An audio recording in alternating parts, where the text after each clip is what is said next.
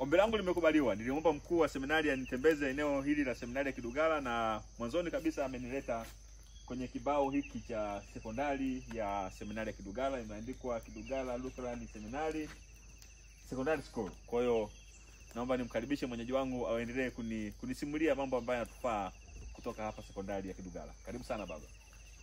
Asante sana ndugu yangu mtangazaji. Kama tulivyokwisha kusema, Kidugala ina fani mbili. Ndio. Seminari yetu kuna chuo na sekondari. Ndio. Kwa hiyo hapa kibao hiki kiko wazi, kinaonyesha seminari yetu sekondari. Na baadaye tutaona kama mnavyoona upande wa juu. Ndio. Tuna majengo haya. Haya majengo ni majengo ya awali kabisa. Ndio. Walipojenga tangu ilipokuwa inaitwa Girls School.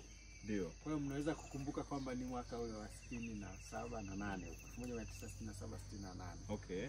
Na majengo haya bado tunayatumia kama madarasa. Okay. Kulingana na ubora wake uliojengeka. Hata Okay. kama yanataka yanahitaji renovation tu. Sawa sawa. Na hapa sekondari au seminari yetu tuna mkazo mkubwa na neno la wito. Hapa wenzetu wanaosoma sekondari wamesema the fear of the Lord is the beginning of knowledge. Kwa hiyo hawa wanatumia huu mstari kama moja ya kitu ambacho kitakumbukwa maishani mwao. Na ukiangalia katika jengo kuu pale juu utaona kuna maneno yanayosema kumcha Bwana ni chanzo cha maarifa. Okay.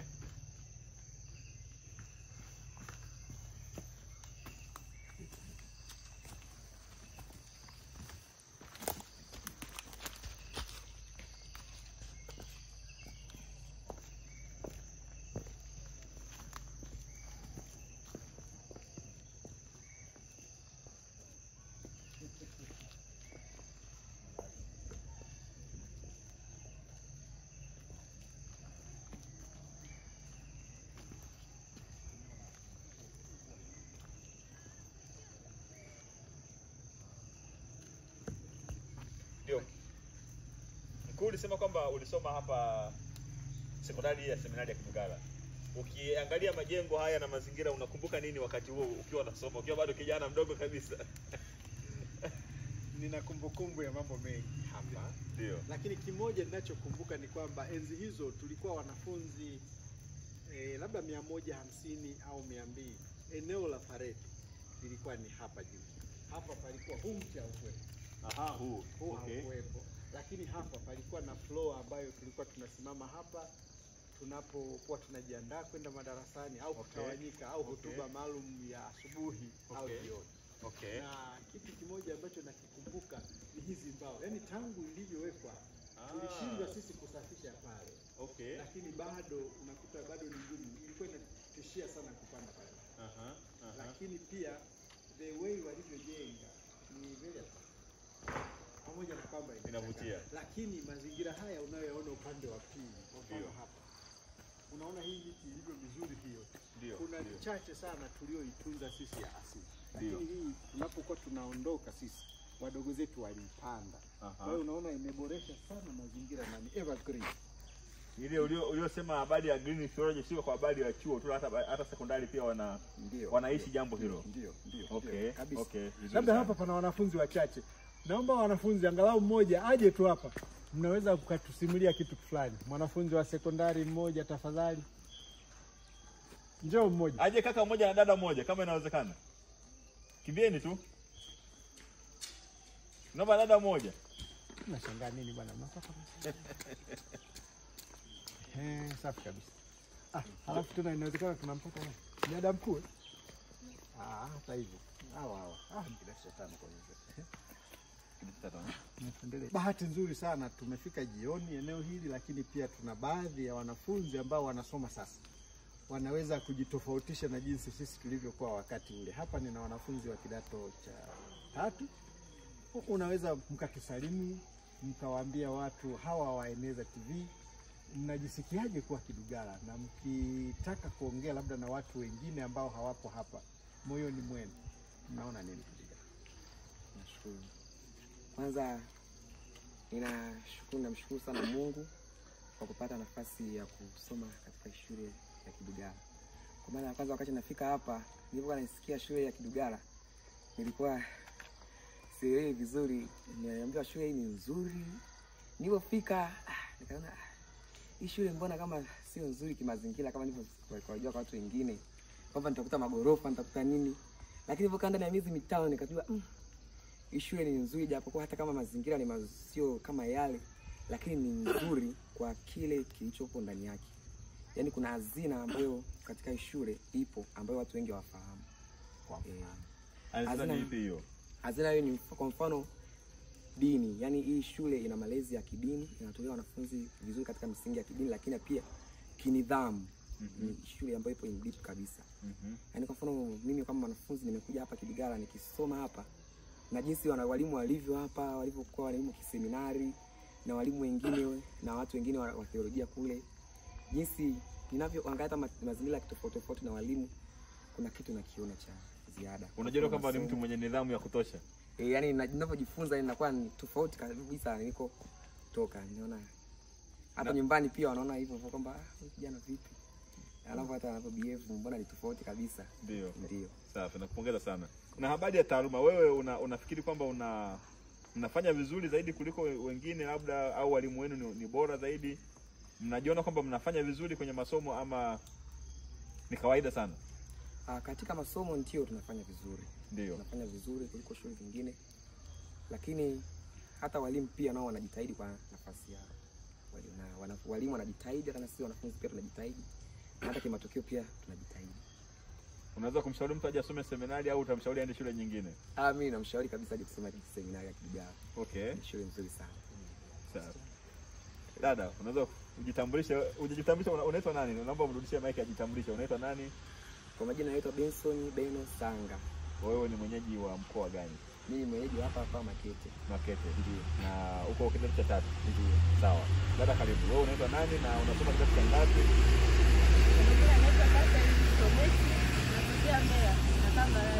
Nasoma kidato cha 5. Cha 5. Wewe umetoka Mbarali Mbeya. Umekuja Njombe kusoma. Ndio. Unaizungumziaje seminari ya Kidugala? Unafikiri kwamba ubora wao wa masomo na malezi ya kiimani kama alivyosema mwenzako? Kiukweli Kidugala ni shule nzuri. Nakumbuka ninapokuja Kidugala nilikuwa naisikia Kidugala ni shule ya seminari ya Kilutheri, lakini nilipokuja mahali hapa kwa kweli Kidugala ni shule nzuri. Kwanza inalea watoto kwenye maadili ya kidini. Kwa upande wa masomo unapoingia hapa unaweza ukaambiwa unaingia na division 1. Kwa hiyo ni shule nzuri sana. Na inalea watoto zaidi kwenye upande wa dini, wanakuwa kiroho zaidi. Wewe form 1, form 2, form 3 umesoma hapa Kidugala au umehamia? Nimekuja kuanza kidato cha 8. Na ukilinganisha ubora wa shule unaona kwamba hapa kweli ni mahali sahihi? Hapa ni mahali sahihi kabisa. Okay. Safi sana. Nafikiri tumeweza kupata matokeo mazuri kutoka kwenu kwamba nyinyi ni mashuhuda mazuri kwamba shule hii ni nzuri. Ndio. Ungewashauri watu, hebu ambie watu kutoka Mbeya kama unapenda kuwakaribisha hapa seminari ya Kidugala? Napenda kuwakaribisha wote ambao wapo Mbeya. Jamani, mje, hii shule ni nzuri sana. Na hadi mtoto wako ukimleta hapa atapata division 1 na atakuwa zaidi kiroho, atamjua Mungu zaidi. Na wewe unategemea kupata division ngapi form 6? Division 1. Safi sana, Mungu akubariki. Asante sana, nakushukuru sana. Mungu akubariki sana. Asante. Wewe unasoma muziki pia? Ndio, tunasoma muziki. Wewe uko darasa la muziki pia? Ndio. Na kuna chombo chote ambacho unaweza kukipiga pia? Kwa mimi ndio nipo kwenye mafunzo ya kinanda. Unajifunza kupiga kinanda? Ndiyo. Okay. Haya, Mungu akubariki sana. Nimefurahi kuwa na nyinyi. Asanteni sana. Haya.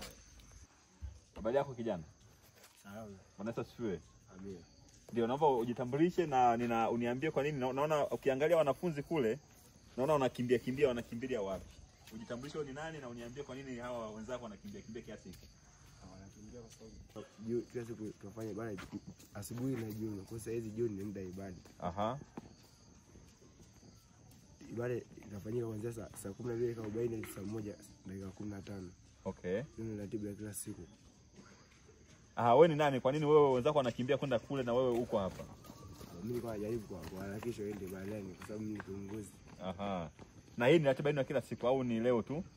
Ratiba ya kila siku. Ratiba ya kila siku. Ndio. Na mkiamka asubuhi mpaka jioni unaweza kuniambia kwa ujumla mnaanza na nini, mnaendelea na nini na mnamaliza na nini? Kwa tukiamka asubuhi kuanzia saa 12:30 hadi saa 1 nakuwa ni muda tunakusanyika sehemu kwa ajili ya speech. Baada tunaenda kwa ibada asubuhi, hiyo ratiba kila siku ibada asubuhi, hapo tunarudi kwa vipindi vya darasani hadi saa 8. Baada hapo ilikuwa ni muda kujiandaa kutoka muda wa safa na jiandaa. Baada hapo jioni muda kama kila siku ni muda ibada. Okay, muda ibada. Asante sana. Mungu akubariki sana. Kazi njema. Asante sana. Ndio, katika mwendelezo wa kufahamu mazingira yetu ya seminari ya Kidugala, tuko upande wa sekondari na Mungu ametubariki tumekutana na mwalimu ambaye anafundisha sekondari yetu ya Kidugala. Ninaomba nimkaribishe jitambulishe tafadhali hapo tuendelee. Okay. Kwa majina yangu naitwa Mwalimu Laki. Ni mwalimu wa uchumi, jiografia na biashara somo la sasa. Ndio seminari Kidugala nafundisha hapa. Okay. Ndio. Unaonaje hali ya nidhamu ya watoto wetu wanaosoma hapa seminari yetu ya Kidugala na uwezo wao au hali ya status ya matokeo yao yapoje hapa seminari?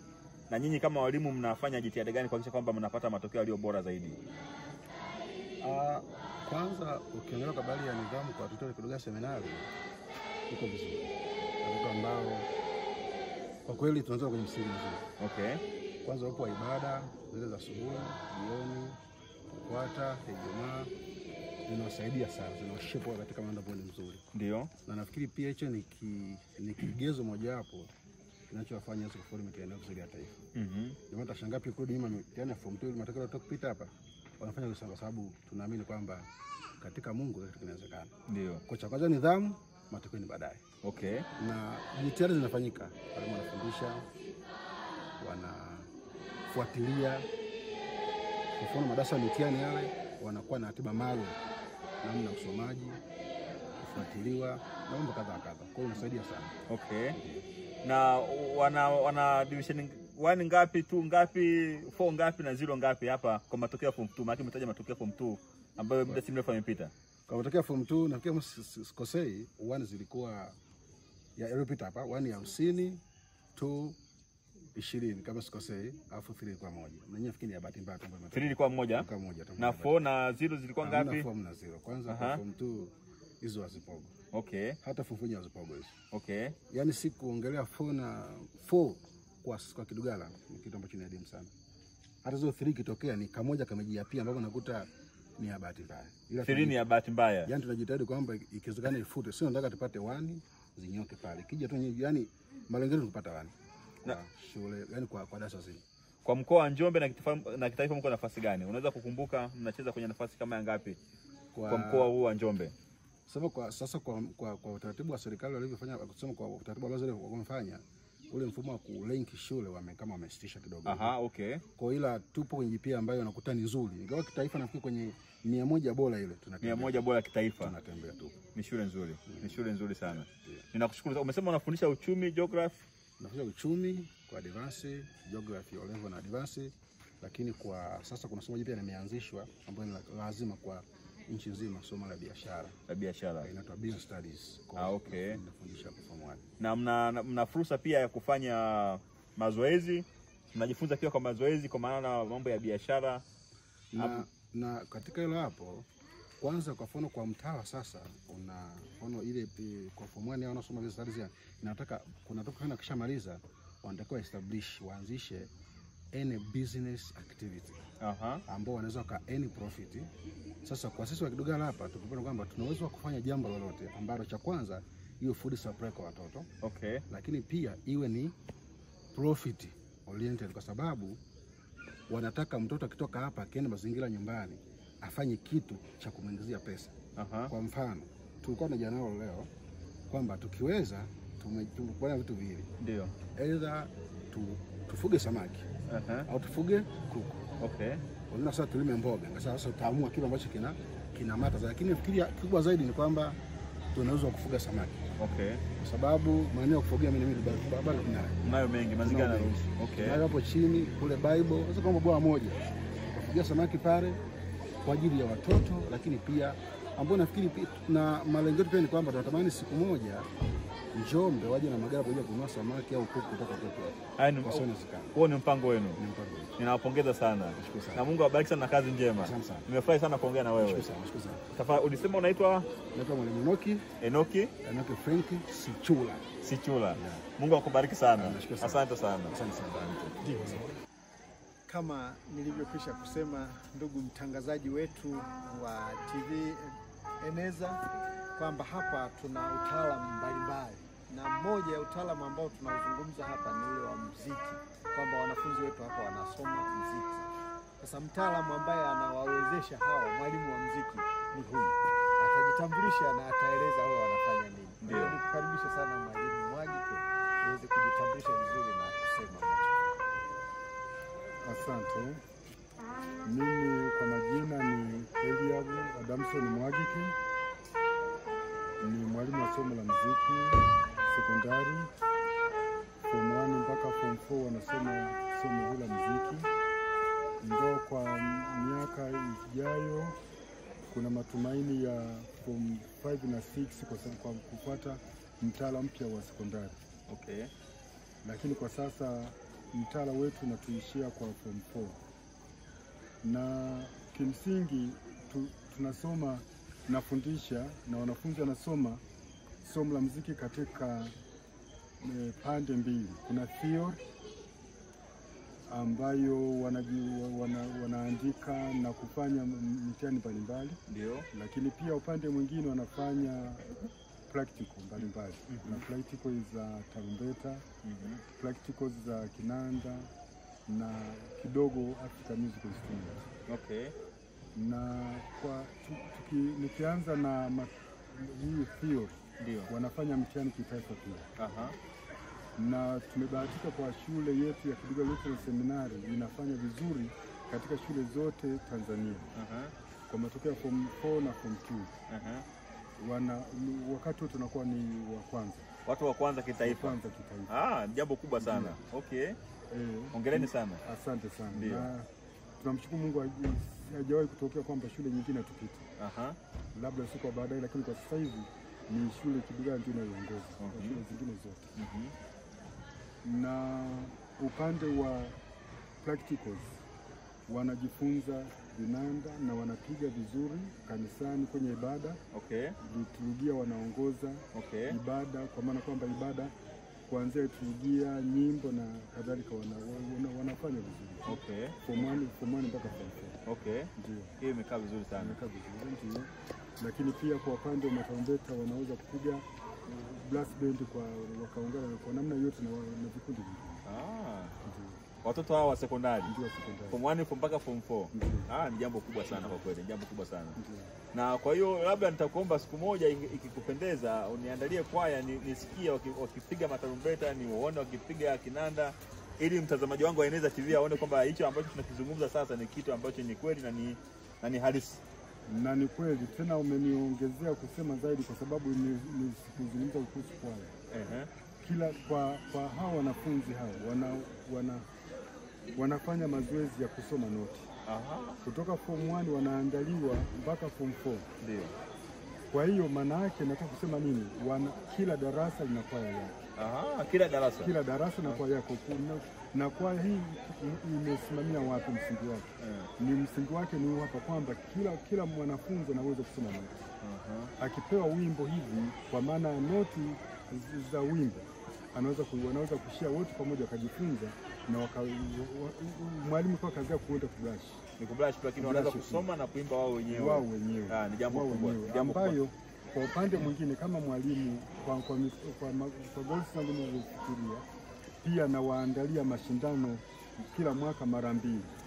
Mashindano ya wenyewe kwa wenyewe, wao wenyewe darasa kwa darasa. Okay. Wanashindana kutoka form 1 mpaka form 4. Okay. Na mshindi anapatikana. Okay. Na kwa miaka miwili ambayo nimeshindanisha kwa mashindano kama mara 4, bahati nzuri au mbaya wanaoshinda mostly ni form 4, ni kwa sababu ya ule uzoefu wa muda mrefu. Okay. Lakini wote wanafanya vizuri. Nashukuru sana. Asante. Mungu akubariki sana. Amen. Labda sasa ni kweli kwamba labda imekuwa muda hauruhusu sana kwa sababu jioni imeingia. Tunaweza kupata angalau mwanafunzi mmoja ambaye anaweza kutuonyesha kitu kidogo tu kutoka darasani kwako? Ndio, anaweza kapata. Ni mwanafunzi wa form 3. Okay. Anaweza kapiga chochote kama ambacho alichoandaa. Sawa. Naomba tupate kidogo kutoka kwake. Karibu. Huyu ni mwanafunzi Ebeneza. Okay. Form 3. Ni mojawapo kati ya wanafunzi wanaopenda muziki seminari upande wa sekondari. Okay. Okay. Ebeneza, unaweza kujitambulisha kwanza, wewe ni nani, unatoka wapi, mkoa gani? Majina naitwa Ebeneza Wilfred Mkundiwa, ni mkazi wa Njombe, natokea Dar es Salaam. Okay. Unajisikiaje kusoma muziki? Muziki najisikia vizuri sana. Ulijua muziki kabla ya kufika seminari ya Kidugala au umejifunza kuanzia hapa? Muziki nilijua hata kabla ya kufika hapa. Ila hapa kuna baadhi ya vitu ambavyo nimeviongezea ambavyo nini ambacho umeongezea kutoka hapa? Gaja vinanda, gaja matarumbeta, ambavyo nimeongezea. Kwa hiyo kujua kupiga tarumbeta au kujua kupiga kinanda, lakini kupitia seminari umeweza kujua. Safi sana. Basi karibu utuonyeshe kitu ambacho unaweza kufanya. Tenda kupiga wimbo namba 465, Sheni Nyavu Zenu. Sheni Nyavu Zenu. Okay.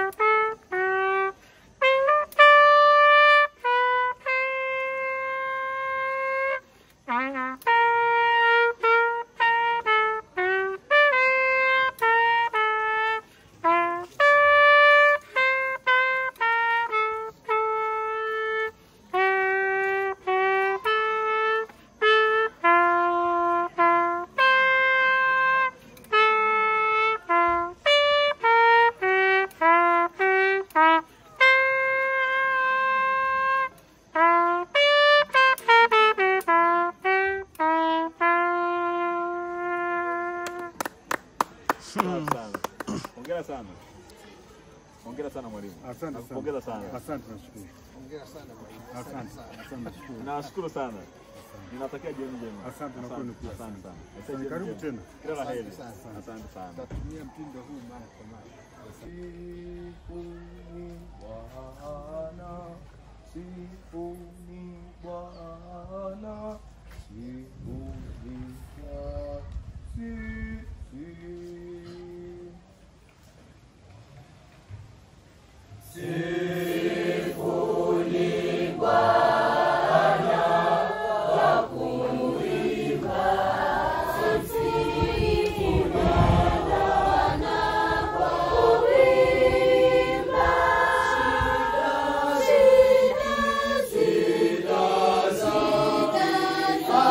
Hakika ni aje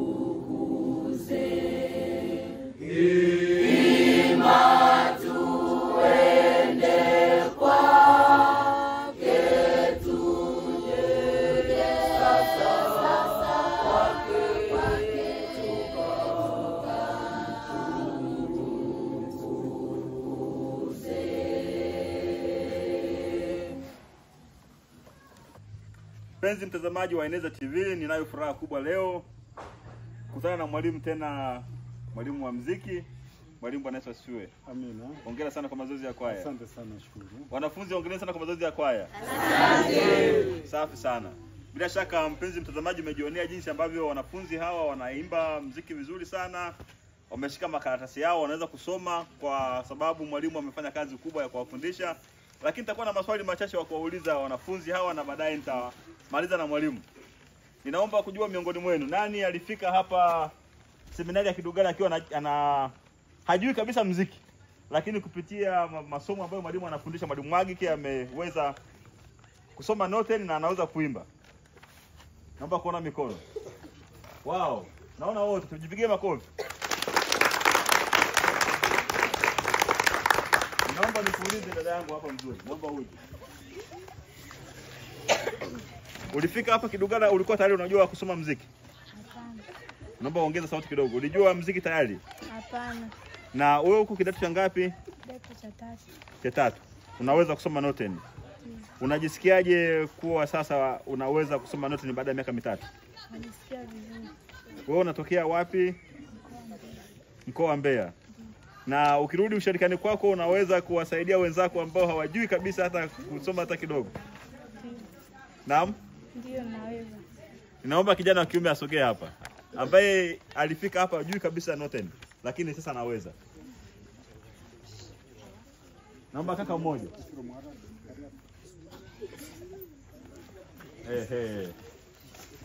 Nimesahau kumuuliza dada unaitwa nani? Raheli Samuel Ngulo. Asante sana, unaweza kurejea kwenye nafasi yako. Kaka hapa unaitwa nani? Kwa majina naitwa Esau. Naomba niongeze sauti kidogo. Unaitwa nani? Kwa majina naitwa Esau Mtekeleza Mahenge. Mahenge. Wewe kidato cha ngapi? Nipo kidato cha 3. Cha 3. Ndio. Ulifika hapa ukiwa unajua muziki kidogo au ulikuwa hujui kabisa? Nilikuwa sijui kabisa. Hujui kabisa. Ili kuchukua muda gani mpaka kuanza kuona kwamba naweza kusoma note ni angalau kidogo? Hapo ilichukua muda tu wa kozi ya performance. Tulipofika tukaanza, mwalimu wetu akaanza kutufundisha zile noti za mwanzoni kabisa za kuanzia. Baada hapo tukaanza kuona music hizi, kuimba noti ni rahisi, tukaendelea hivyo hivyo. Ni lini ulianza kusoma muziki, kuimba kwa kusoma muziki? Ilichukua, nataka nijue miezi mingapi ili kuchukua mpaka ukaanza kuimba kwa kusoma karatasi. Mimi nikiona hivi sielewi chochote kile. Lini ulianza kuelewa hii karatasi tangu umeanza kujifunza? Tulianza miezi miwili iliyopita. Miezi miwili ulifanikiwa kujua tayari noten unaweza kuimba kwa kusoma noten? Ndio, kwa sababu huwa tunaanza kwanza na kuimba zile noti ambazo zimeonyeshwa kabisa maandishi hizi ambazo zimechorwa kwenye staff, ndio ikachukua miezi miwili, baadaye ndio tukaanza kuimba kwa uelewa zaidi. Ni nani alikulazimisha kusoma muziki au ulipenda kusoma muziki wewe mwenyewe? Hamna, tulipenda kusoma music kawaida. Okay. Mungu akubariki sana. Naomba urejee kwenye nafasi yako. Kaka hapa nakomba, uje tafadhali. Wewe hapa. Bwana Yesu asifiwe. Amina. Unaitwa nani? Kwa jina naitwa Clever Edson Bonga. Mwanafunzi wa kidato cha 3. Una mpango gani baada ya kumaliza kidato cha 4 au kidato cha 6 hapa Kidugala Seminari? Unakubali na unataka kuendeleza muziki baada ya kumaliza masomo, au ukimaliza masomo muziki utabaki hapo Kidugala? Nikimaliza masomo ningependa kuendelea na muziki, sababu inaweza kusaidia kufundisha kwaya nyingine na hata kuwaelimisha wengine kuhusu muziki. Kule ulikotoka wanajua kuimba nyimbo za noten au ni wewe tu sasa umefanikiwa kujua kuimba nyimbo za noten? Ni mimi tu nimefanikiwa. Na unaona una wito wa kwenda kuwasaidia wengine kule ambako umetoka? Ndio. Mungu akubariki sana. Asante. Asante sana. Tujipigie makofi sote.